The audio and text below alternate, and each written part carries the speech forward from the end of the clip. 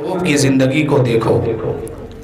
क्या मतलब कि हमें खाना कैसे है वो रसूल की सीरत को देखना होगा, हमें चलना कैसे है वो नबी की जिंदगी को देखना होगा, हमें सोना कैसे है वो नबी की सुन्नत को देखना होगा, हमें चलना कैसे है वो नबी की सीरत को देखना होगा, हमें नमाज कैसे पढ़नी है वो नबी का तरीका देखना होगा, हमें कुर्बानी कैसे देनी है नबी का तरीका देखना होगा। क्या मतलब क्या लोगों, हर काम से पहले हम अपने नबी की सुन्नत पर नजर डालें कि मेरे नबी ने हमें खाना खाने का हुक्म किस अंदाज में फरमाया है, हमें खाने का तरीका क्या बताया है, सोने का तरीका क्या बताया है, चलने का तरीका क्या बताया है, हम नमाज कैसे पढ़ेंगे, रोजा किस अंदाज में रखेंगे, अल्लाह की इबादत किस तरह हम करेंगे। तो इसमें नबी की सीरत को देखना जरूरी है। जब नबी की सीरत को हम देख करके हर काम को अदा करेंगे, एक तरफ सुन्नत भी अदा होगी, दूसरी तरफ सवाब भी मिलेगा। और नबी की सीरत को अगर छोड़ करके हम दुनिया में चलने लगे तो हमारा यहाँ भी आना बेकार है, वहाँ भी जाना मुश्किल है। इसलिए कि हम नबी की सीरत को छोड़ करके एक कदम भी अगर चलेंगे तो हमें कामयाबी नहीं मिलेगी। कामयाबी तो मुस्तफा की सुन्नत पर है, कामयाबी तो मेरे नबी की सीरत पर है। कामयाब तो वही है जो मेरे नबी की सुन्नत के मुताबिक अपनी जिंदगी को गुजार रहा है, वही इंसान कामयाब है। ऐ मुसलमानों, आज कौम मुस्लिम में शादी होती है, ये जो महफिल सजाए हैं ये भी शादी के ताल्लुक से है। शादी करने से पहले अपने नबी की सीरत को देखना जरूरी है, अपने नबी की सुन्नत को जानना जरूरी है कि मुस्तफा जाने रहमत ने शादी करने का कैसे हुक्म अता फरमाया है, किस अंदाज से शादी करने को कहा है, हमें इसको देखना जरूरी है। अल्लाह के रसूल सल्लल्लाहु अलैहि वसल्लम ने इरशाद फरमाया, शादी करो तो दीनदार की बुनियाद पर करो, हुस्न की बुनियाद पर नहीं। आज दुनिया शादी करती है, चार चीज की बुनियाद पर लोग शादी करते हैं। इसका थोड़ा इको कम कर दे, बंद कर दीजिए इको। शादी ब्याह जो होती है वो चार चीजों की बुनियाद पर होती है। नंबर एक, लोग खानदान देखते हैं। नंबर दो, लोग दौलत देखते हैं। कहीं पर लोग माल देखते हैं, कहीं पर लोग दीन देखते हैं। मेरे नबी ने दीन पर तवज्जो फरमाई है, मेरे नबी ने दीनदारी पर तवज्जो फरमाई है। क्या मतलब है लोगों, निकाह करो, निकाह करने से पहले लड़की की हुस्न मत देखो, लड़की की दौलत मत देखो, ये मत देखो कि उसका बाप किस फैक्ट्री में काम करता है, उसके बाप के पास दौलत कितनी है, उसके पास कितनी दौलत और शोहरत है, इसे देखने की जरूरत नहीं है। पहले देखना है तो पहले देखना है तो उस लड़की के अंदर दीन देखो, उसके बाप के अंदर दीन देखो, उसके घर वालों के अंदर दीन देखो कि ये नबी की सुन्नत पर चलने वाले हैं कि नहीं, ये नबी की सीरत पर चलने वाले घर है कि नहीं। जब कोई घर मेरे नबी के सुन्नत के मुताबिक उस घर के लोग अपनी जिंदगी गुजारते हैं, वो लोग यहाँ भी कामयाब होते हैं, वहां भी कामयाब होते हैं। क्या मतलब कि हमें शादी करनी है तो दौलत की बुनियाद पर नहीं,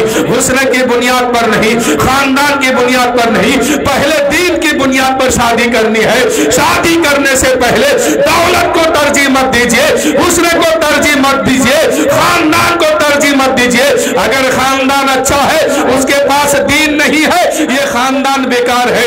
दौलत मौजूद है, अगर उसके पास दीन नहीं है, ये दौलत बेकार है। अगर हुस्न अच्छा है, अगर दीन पर चलने वाले नहीं है, वो हुस्न बेकार है। क्या मतलब कि हमें हर चीज से पहले दीन देखने की जरूरत है। जब दीनदार बहू को अपने घर लेके आएंगे, उसका कदम आपके घर में बाद में आएगा, अल्लाह की रहमत पहले बरसने लगेगी। हमें हर काम में अल्लाह व रसूल का फरमान देखना जरूरी है। आज शादी में क्या होता है, अगर कोई किसी का भाई नाराज है उसको मनाते हैं, किसी का मामा नाराज है उसको मनाते हैं, किसी का नाना रूठा हुआ है उसको मनाते हैं, किसी का रिश्तेदार रूठा हुआ है, किसी का रिश्तेदार जो है उससे अलग हो गया है, उसको मनाने की कोशिश करते हैं। ऐ लोगों, रिश्तेदार को तो मना लिया है, नाना को तो मना लिया है, मामा को भी मना लिया है, चचा को भी मना लिया है, पड़ोसियों को भी मना लिया है, खानदान को भी मना लिया है, लेकिन लोगों कभी देखा है कि हमने जिस रिश्ते को करने जा रहे हैं, क्या इससे मेरा खुदा राजी है कि नाराज है, इससे मेरा रसूल राजी है कि नाराज है?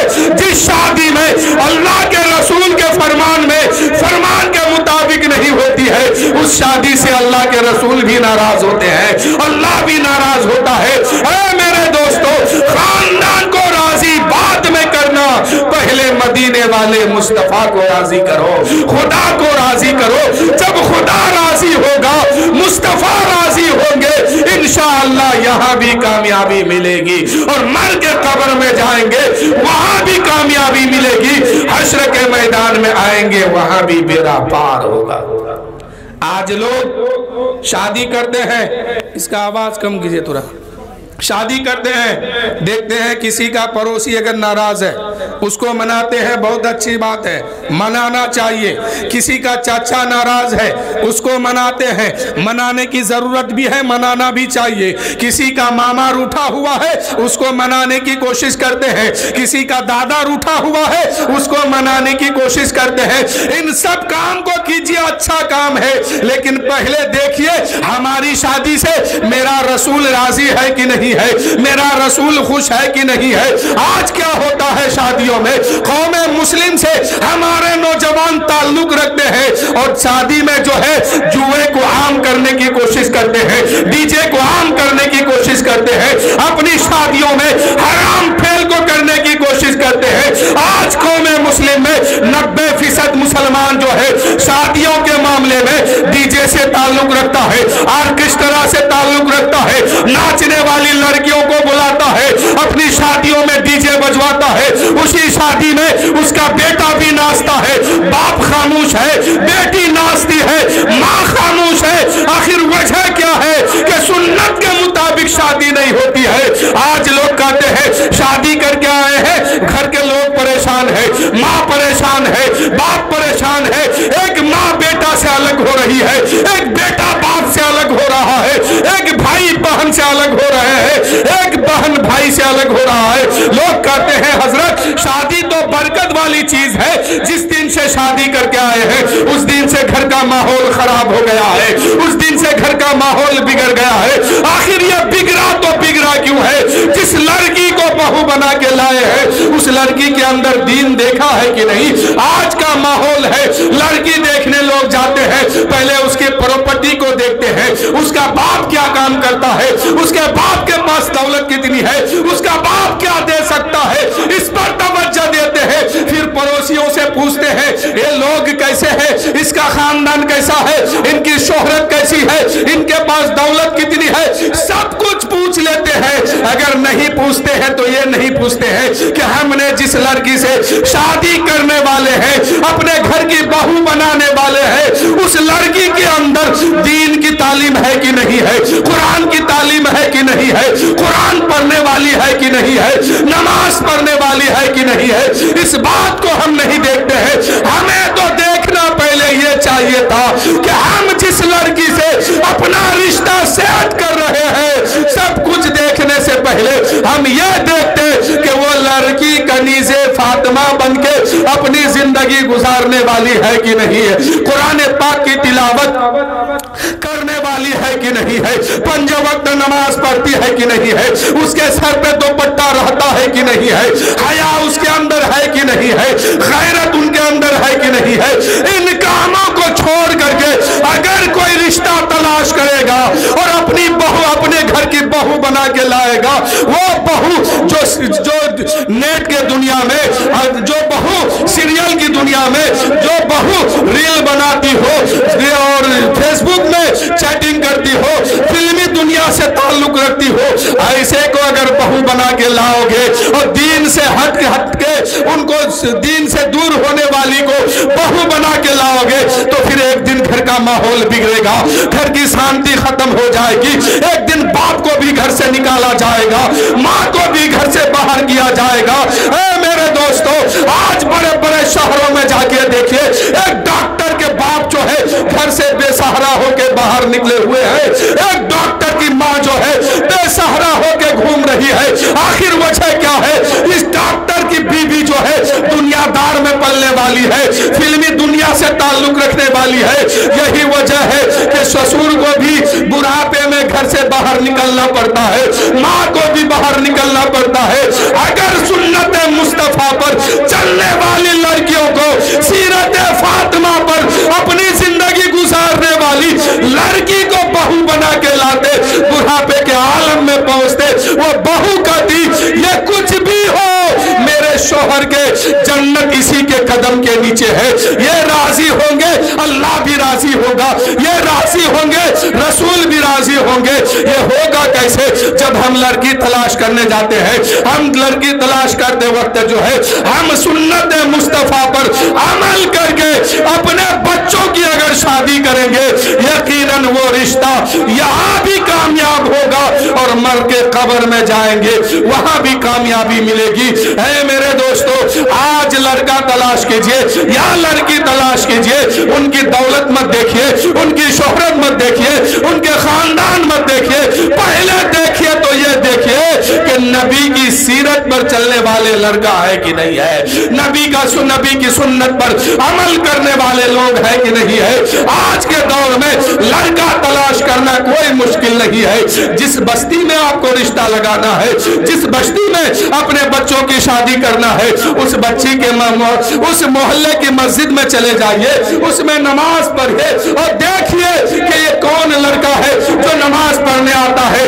جس لڑکے کے لیے آپ رشتہ لے کے جانے والے ہیں، اس لڑکے کو دیکھیے کہ مسجد کا نمازی ہے کہ نہیں ہے، نماز پڑھنے آتا ہے کہ نہیں ہے، سنت مصطفیٰ پر عمل کرنے والے ہیں کہ نہیں ہے۔ اس لیے کہ جب سنت مصطفیٰ پر عمل کرنے والے کو اپنے گھر کا داماد بناؤ گے، وہ آپ کی بیٹی بھی خوشحال رہے گی، وہ رشتہ بھی کامیاب رہے گا۔ اگر اس سے ہٹ کر کے رشتہ کرو گے، دولت کی بنیاد پر، شہرت کی بنیاد پر، خاندان کی بنیاد پر رشتہ کرو گے تو آپ کی بیٹی سسرال میں جو ہے دولت کے بل پر سکون نہیں مل سکتا، سکون تو سنت مصطفیٰ کی بنیاد پر ملتی ہے۔ اگر چاہتے ہیں آپ کی بیٹی سسرال میں جا کے خوشحال زندگی گزارے تو داماد جو ہے دیندار تلاش کیجئے، نمازی تلاش کیجئے، روزے داروں کو تلاش کیجئے جو سنت مصطفیٰ پر اپنی زندگی گزارنے والے ہیں۔ ایسے لڑکوں کو اپنے گھر کا داماد بنائیے۔ اللہ کہتا ہے تم اپنی زندگی گزارنا چاہتا ہے، تم اپنا کام آگے بڑھانا چاہتا ہے، ہر کام سے پہلے میرے نبی کی سنت کو دیکھو، میرے نبی کی سیرت کو دیکھو۔ آج شادی بیاہ میں ہوتا کیا ہے؟ شادی بیاہ میں میلاد تک ٹھیک ہے اور ایک نکاح تک ٹھیک ہے۔ جس وقت امام صاحب نکاح پڑھاتے ہیں، قاضی خان نکاح پڑھاتے ہیں، وہاں تک ماحول ٹھیک ٹھاک ہے۔ جیسے ہی نکاح ہوا ماحول بگڑا، ڈی جے بجا، ناچنے والے ناچ رہے ہیں، گانے والے گا رہے ہیں۔ کیا مطلب ہے اس کا؟ ایک باپ آج اپنی لڑکی کی شادی کرتا ہے، ایک باپ اپنے بیٹے کی شادی کرتا ہے، اس باپ کو یہ پتا نہیں ہے کہ شادی کرنا میرے نبی کی سنت میں کیا ہے، میرے نبی کی سنت کیسی ہے، میرے نبی کا اس میں فرمان کیا ہے، میرے نبی کا حکم کیا ہے۔ اس باپ کو پتا نہیں ہے، ایک ماں کو پتا نہیں ہے کہ اپنے بچی کی شادی کیسے کرنی ہے، اپنے لڑکا کی شادی کیسے کرنی ہے۔ اے میرے دوستو، اگر ماں باپ کو پتا ہوتا تو ضرور جو ہے اس شادی میں کوئی حرام کام نہیں ہوتا، لیکن آج حرام کام اس لیے ہوتا ہے کہ ماں باپ کو پتا نہیں ہے کہ اس شادی میں ہم کو کس انداز سے کرنا ہے، میرے نبی کا کیا فرمان ہے، نبی کی سنت کیا ہے، نبی کی حدیث کیا ہے، ہمیں کس طرح سے شادی کرنے का हुक्म मिला है, इस पर तवज्जो देने की जरूरत है। अगर नहीं जानते हैं, मस्जिद के इमाम के पास जाइए, अपने आलिमों के पास जाइए, अपने मौलाना के पास जाइए और उनसे पूछिए, हम अपने बच्चों की शादी करना चाहते हैं, सुन्नत तरीका क्या है, इसमें क्या क्या चीज जरूरी है। मेरे दोस्तों, जब सुन्नत मुस्तफा पर अमल करके शादी करोगे, मदीने वाले मुस्तफा का सदका मिलेगा, यहां भी कामयाबी मिलेगी, वहां भी कामयाबी मिलेगी। तो हमें जरूरत है इस बात की कि बहैसियत अपने बच्चों पर सख्ती करे कि दीन पर चलने वाला बनाए, सुन्नत मुस्तफा पर अमल करने वाला बनाए, 5 वक्त नमाज पढ़िए और अपने बच्चों को भी पढ़ाइए। नमाज के बगैर कोई छुट्टी नहीं है, नमाज के बगैर मरने के बाद एक कदम भी आगे नहीं बढ़ पाएंगे। एक बादशाह था, वो बादशाह मुल्क की हिसाब करते करते थक जाता था। एक दिन अपने वजीरों से कहा, ऐ वजीरों, एक बुर्बक आदमी को पकड़ के लाओ। वजीर परेशान, बादशाह के यहाँ बुर्बक की क्या जरूरत है, बादशाह के यहाँ बेवकूफ आदमी की क्या जरूरत है। लेकिन बादशाह का हुक्म था, वजीर गया, एक बेवकूफ नहीं, महा बेवकूफ यानी बेवकूफों का सरदार को उठा के लाया, बेवकूफों का सरदार को उठा के लाया और कहा कि बादशाह सलामत, लो ये हाजिर है, ये बेवकूफ नहीं महा बेवकूफ है। बादशाह ने देखा और कहा कि इसके सर पे ताज रखो। सर पे ताज रखा गया, सेहरा बांधा गया। बेवकूफ आदमी था, कभी शेरा पहना नहीं था, ताज पहना नहीं था, ताज सर पे रखा नहीं था। ताज देख करके खुशी से मचलने लगा। बादशाह ने कहा, इतना मत खुशी से उछलो, इसलिए कि ये बेवकूफ वाली ताज है, इसमें इतना खुशी मनाने की जरूरत नहीं है। उस बेवकूफ आदमी ने कहा, अच्छा बादशाह सलामत, जो जैसा था उसका हक उसको मिल गया। बादशाह की बारगाह में बेवकूफ आदमी कहने लगा, अच्छा ये बताइए हमारा यहाँ काम क्या है। बादशाह ने कहा, काम तेरा कुछ नहीं है, तुम यहाँ रहो, खाओ पियो, ऐश करो, जब तुम्हारी जरूरत पड़ेगी हम तुम्हें बुला लेंगे। ऐसा ही हुआ। बेवकूफ आदमी था, बादशाह के महल में रहने लगा। उम्दा महल, उम्दा खाना, ऐशो आराम की जिंदगी मिली। वो बेवकूफ आदमी मचलने लगा। एक दिन बादशाह ने बुलाया और बादशाह उससे सवाल कर रहा था। अब बेवकूफ आदमी जवाब क्या देता? बादशाह ने पूछा आम, तो वो जवाब दे रहा इमली। ऐसे ही कसमाकस में कुछ दिन तक चला। बादशाह ने उससे सवाल किया आम, वो जवाब दिया इमली। बादशाह हंसा, सारा टेंशन खत्म। एक मुद्दत तक ये मामला चलते रहा। एक दिन बादशाह बीमार हुआ। एक दिन बादशाह बीमार हुआ। बादशाह को बड़े बड़े हकीम आके दवाई देते हैं, डॉक्टर आके दवाई देते, कोई फायदा नहीं हुआ। बादशाह ने कहा कि वजीरों, उसी बेवकूफ आदमी को बुला के लाओ। फिर वजीर परेशान कि बादशाह मरने वाला है, बादशाह जाकनी के आलम में है, बादशाह बीमार है। इस वक्त भी वो बेवकूफ आदमी को ढूंढ रहा है, लेकिन बादशाह का हुक्म था। बेवकूफ आदमी को बुला के लाया और कहा, ओ बादशाह देखो ये बेवकूफ आदमी हाजिर है।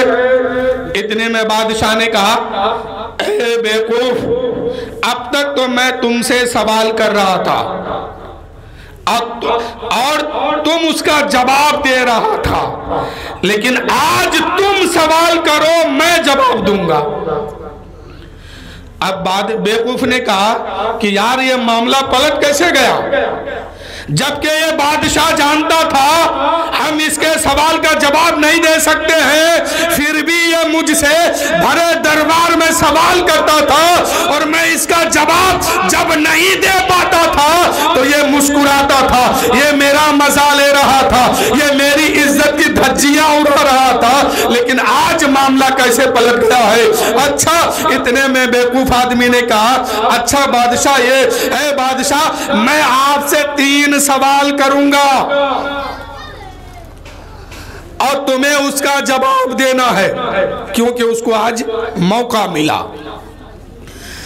پہلا سوال بادشاہ نے کہا بتاؤ پہلا سوال کیا ہے؟ اس بیوقوف آدمی نے کہا پہلا سوال یہ ہے کہ آپ کہاں جانے والے ہیں؟ آپ کہاں جانے والے ہیں؟ یہ معاملہ پلٹ کیسے گیا؟ اس بیوقوف آدمی نے کہا کہ میں اپنے مالک حقیقی کی بارگاہ میں جانے والا ہوں۔ بیوقوف آدمی نے کہا اچھا، آج تک تو تم خدا کی مخلوق کو غلام بنا کے رکھا تھا، آج تم کہتا ہے کہ میں اپنے مالک حقیقی کی بارگاہ میں جانے والا ہوں۔ اچھا، کم سے کم تو اپنے مالک کو مانتا تو ہے، خدا کو مانتا تو ہے۔ اچھا یہ بتاؤ، اس بیوقوف آدمی نے جھٹ سے دوسرا سوال کیا، کہا یہ بتاؤ کہ آپ اپنے مالک حقیقی کی بارگاہ میں جانے والے ہو، یہ بتاؤ کہ تم وہاں سے واپس کب آؤ گے؟ ہم کب تک انتظار تمہاری کریں گے؟ کب تم ادھر سے واپس آؤ گے؟ بادشاہ نے کہا بیوقوف کا بیوقوف ہی رہ گیا، ارے ہم وہاں جانے والے ہیں جہاں سے کوئی پلٹنے والے نہیں ہے، ہم اس رب کی بارگاہ میں جانے والے ہیں جہاں سے آج تک کوئی پلٹ کے نہیں آیا ہے۔ اتنے میں بادشاہ نے کہا، اتنے میں وہ غلام آدمی نے کہا، اس بیوقوف آدمی نے کہا اے بادشاہ یہ بتاؤ کہ تم جو کہتے ہو کہ وہاں سے ہم پلٹنے والے نہیں ہیں، تو یہ بتاؤ کہ ادھر سے جب آپ پلٹنے والے نہیں ہیں، جہاں ہمیشہ کے لیے رہنے والے ہیں، یہ بتاؤ کہ جانے سے پہلے کچھ تیاری کی ہو کہ نہیں؟ جانے سے پہلے کچھ تیاری کیے ہو کہ نہیں؟ اتنے میں بادشاہ رونے لگا۔ اس بیوقوف آدمی نے کہا اے بادشاہ، آج سے پہلے تم کہیں جاتا تھا تو اپنے نوکر کو 10 دن پہلے بھیجتا تھا، ساز و سامان کو پہلے بھیجتا تھا، وہاں کے آرام کے لیے ساری چیزوں کو تم پہلے بھیج دیتا تھا، لیکن آج تم اپنے رب سے ملنے جا رہے ہو، اپنے رب کی بارگاہ میں جا رہے ہو، اور تم کہتے ہو کہ وہاں سے آج تک کوئی پلٹ کے نہیں آیا ہے، تم بھی پلٹ کے نہیں آؤ گے۔ بتاؤ جانے سے پہلے کچھ تیاری کیے ہو کہ نہیں؟ اتنے میں بادشاہ رونے لگا اور کہا افسوس، میں تو کچھ تیاری کر نہیں سکا، میں تو وہاں کے لیے کچھ تیاری کر نہیں سکا۔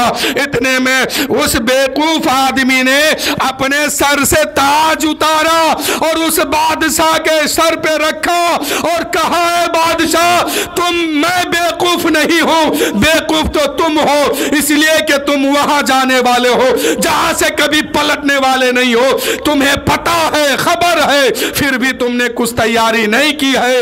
اللہ کا شکر ہے کہ میں نے تھوڑی بہت تیاری وہاں کے لیے کر کے رکھا ہے، وہاں کی تیاری میں نے پہلے سے کیا ہے۔ اے بادشاہ، بیوقوف میں نہیں ہوں، سب سے بڑا بیوقوف تو تم ہو کہ تم وہاں جانے والے ہو جہاں سے کبھی پلٹ کے نہیں آؤ گے، لیکن تمہارے پاس کوئی تیاری نہیں ہے۔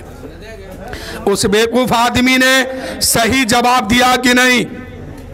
سمجھ رہے ہیں؟ اس بیوقوف آدمی نے صحیح جواب دیا ہے۔ کتنے لوگ سمجھے ہیں؟ ذرا ہاتھ اٹھا کے بتائیے۔ بس 2 ہی آدمی؟ سب آدمی نا؟ بادشاہ بیوقوف تھا نا؟ اور جو بیوقوف تھا وہ چلاک تھا نا؟ اس لیے کہ وہ بیوقوف آدمی آخرت کی تیاری کر کے رکھا تھا، اور وہ بادشاہ بیوقوف اس لیے بنا کہ وہ مرنے کے بعد آخرت کی کوئی تیاری دنیا میں کر کے نہیں رکھا تھا کہ ہمیں مرنے کے بعد سکون کیسے ملے گی۔ تو وہ بادشاہ بیوقوف تھا اور بیوقوف چلاک تھا۔ اب مجھے ایمانداری سے آپ لوگ ایک بات بتائیے گا کہ جو لوگ اس دنیا میں رہ کر کے آخرت کی تیاری نہیں کرتے ہیں، بتاؤ وہ بیوقوف ہے کہ نہیں ہے؟ جو لوگ اس دنیا میں رہ کر کے آخرت کی تیاری نہیں کرتے ہیں وہ بیوقوف آدمی ہے، اور تھوڑا موڑا بیوقوف نہیں، وہ دنیا کا سب سے بڑا بیوقوف ہے، جسے پتا है हमें एक दिन मरना है, कब्र में जाना है, हमसे सवाल होगा, कब्र में हम रहेंगे एक मुद्दत तक, उसके बाद हम मैदान माशर में आएंगे। वो मैदान माशर जहां माँ सामने होगी, बाप भी सामने होंगे, ना बाप मदद करने के लिए तैयार है, ना माँ मदद करने के लिए वहां तैयार है। वह कोई किसी का नहीं होगा, जिसका अमल जैसे होगा वैसा ही उसके साथ सुलूक होगा। अमल ठीक होगा जन्नत के तरफ जाएंगे, अमल खराब होगा दोज़ख के तरफ जाएंगे। तो मेरे दोस्तों, दुनिया में सबसे चालाक वही आदमी है जो आखिरत की फिक्र करता है, और जो आखिरत को भूल बैठा है वही दुनिया का सबसे बड़ा बेवकूफ आदमी है। आज हम लोग अपने अपने घर में देखें, दीन नजर नहीं आता। 5 बेटा है, पांचों के पांचों बेनमाजी, बाप बेनमाजी, माँ बेनमाजी, फिर कहते हैं कि परेशान हम होते हैं। जिंदा है यही बहुत है। इसलिए कि बेनमाजियों पर अल्लाह की लानत बरसती है। मेरे आका ने फरमाया, ऐ अबू हुरैरा, बेनमाजियों के करीब से ना गुजरो, इसलिए कि इस पर अल्लाह की लानत बरसती है। ये बेनमाजी लोग दुनिया में तो थोड़ी बहुत पैसा कमा लेते हैं, लेकिन आखिरत में इसका कोई हिस्सा नहीं है। आखिरत में उसी का हिस्सा है जिसका ईमान मुकम्मल है और अमाल ठीक है। इसलिए नमाज पढ़िएगा ना, नमाज पढ़िए, इसलिए कि नमाज के बगैर कोई छुट्टी नहीं है, वरना फिर वही हाल होगा। वो बादशाह जिसको बेवकूफ समझता था, वो बेवकूफ नहीं, वो चालाक आदमी था, और जो चालाक अपने आप को बादशाह समझता था वही सबसे बड़ा बेवकूफ और बुर्बक आदमी था। इसलिए आखिरत की फिक्र कीजिए और आखिरत की तैयारी कीजिए। 2 शेर समाप्त कीजिए कि जन्नत में मकान अपना बनाते हैं नमाजी। साउंड नहीं है, बिल्कुल बैठ गया। कि जन्नत में मकान अपना बनाते हैं नमाजी, जन्नत में मकान अपना बनाते हैं नमाजी। घर वाले का इशारा हो रहा है, बहुत कीमती शेर आपको दे रहा हूं, अगर समझ जाइएगा तो इंशाअल्लाह जिंदगी समझ जाएगी इसमें। कि जन्नत में मकान अपना बनाते हैं नमाजी, मस्जिद में बड़े शौक से जाते हैं नमाजी। जाइएगा ना, मस्जिद जाया कीजिए, नमाज पढ़ा कीजिए, वरना एक एक नमाज छोड़ने की बुनियाद पर करोड़ों करोड़ों साल दोज़ख में जाके जलना होगा। ना वहां माँ काम आएगी, ना बाप काम आएगा, ना रिश्तेदार काम आएंगे, ना कोई खानदान काम आएगा। नमाज होगी तो वहां बचाए जाएंगे। इसलिए कि मैदान माशर में सबसे पहला सवाल नमाज के बारे में होगा। अगर इसमें पास हो गए तो हर जगह कामयाबी मिलेगी, अगर इसमें फेल हो गए तो अब फेल होते हुए जाएंगे। कि जन्नत में मकान अपना बनाते हैं नमाजी, मस्जिद में बड़े शौक से जाते हैं नमाजी। महबूब भी खुश होता है, महबूब भी राजी, सजदे के लिए सर को झुकाते हैं नमाजी। एक नमाजी से अल्लाह भी खुश होता है, अल्लाह के रसूल भी खुश होते हैं। और नमाजी और बेनमाजी में बहुत फर्क है। जो इंसान, जो मुसलमान एक वक्त की नमाज छोड़ देता है जानबूझ करके, तो उसको एक नमाज के बदले में करोड़ों करोड़ साल तक दोज़ख में जलना होगा। हाँ, एक मौका है, मरने से पहले पहले जितनी नमाजें छूट गई है उसको कज़ा पढ़ के अदा कीजिए। अगर अदा नहीं किए और यूं ही मर गए, फिर आप समझिएगा कि वहां क्या हाल होगा। इसलिए कि एक भी नमाज माफ नहीं है। हद्दे बुलूगियत से लेकर के मौत की आखिरी सांस तक नमाज फर्ज है, हर हाल में नमाज पढ़नी है।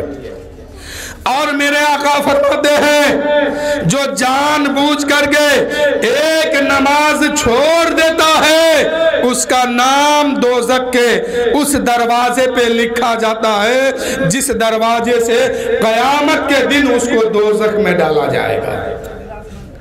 اور مرنے سے پہلے ایک موقع ہے کہ اگر اس نماز کو قضا پڑھ کے ادا کر دیتے ہیں تو پھر وہاں نام مٹایا جائے گا، اور اگر نہیں پڑھتے ہیں تو پھر وہاں نام لکھا ہوا ہے جب تک دنیا میں ہے تب تک جو چاہے کر لے، لیکن مرنے کے بعد مرضی آپ کی نہیں چلے گی اور طاقت بھی آپ کی نہیں چلے گی۔ مسلمان کہتے اسے ہے جس کو ہر کام سے پہلے مرضی اسلام کا دیکھنا ہوگا، مرضی رسول کا دیکھنا ہوگا کہ اس میں میرے نبی کی سنت کیا ہے، میرے نبی نے اس کام کو کرنے کا کیسے کس انداز سے حکم دیا ہے، ہمیں کھانا کیسے ہے نبی کی سنت دیکھنا ہے، ہمیں نماز کیسے پڑھنی ہے نبی کی سنت دیکھنا ہے، ہمیں بیٹی کی شادی کیسے کرنی ہے نبی کی سنت دیکھنا ہے، ہمیں بیٹے کی شادی کیسے کرنی ہے نبی کی سنت دیکھنا ہے، ہمیں شادی بیاہ میں کس انداز سے رہنا ہے اس میں نبی کی سنت دیکھنا ہے۔ اے میرے دوستو، اپنے بچوں کی شادی اگر نبی کے سنت کے مطابق کرو گے یہاں بھی کامیاب رہو گے، اور نبی پاک کا صدقہ آپ کو انشاءاللہ ملے گا۔ نکاح کرنا میرے نبی کی پسندیدہ سنت ہے، نکاح سے برکت ہوتی ہے۔ یہ جو قبول کہتے ہیں، یہ قبول میں بہت بڑی راز چھپی ہوئی ہے۔ جب لڑکی سے کہا جاتا ہے فلاں کے ساتھ تمہارا نکاح ہونا طے پایا ہے، ادھر سے وہ کہتی ہے قبول ہے، ادھر لڑکا بھی کہتا ہے قبول ہے۔ اس قبول میں بہت بڑی راز چھپی ہوئی ہے، اس لیے سنت کے مطابق اپنے بچوں کی شادی کیجئے، آپ کا نسل کامیاب ہے، آپ کی نسل یہاں بھی کامیاب ہے وہاں بھی کامیاب ہے۔ تو میرے دوستو، انہی چند جملوں کے ساتھ میں اپنی گفتگو ختم کر رہا ہوں کہ میں آ گیا ہوں دل میں عشق نبی لیے ہوئے، اے بہشت بول تیرا دام کتنا ہے۔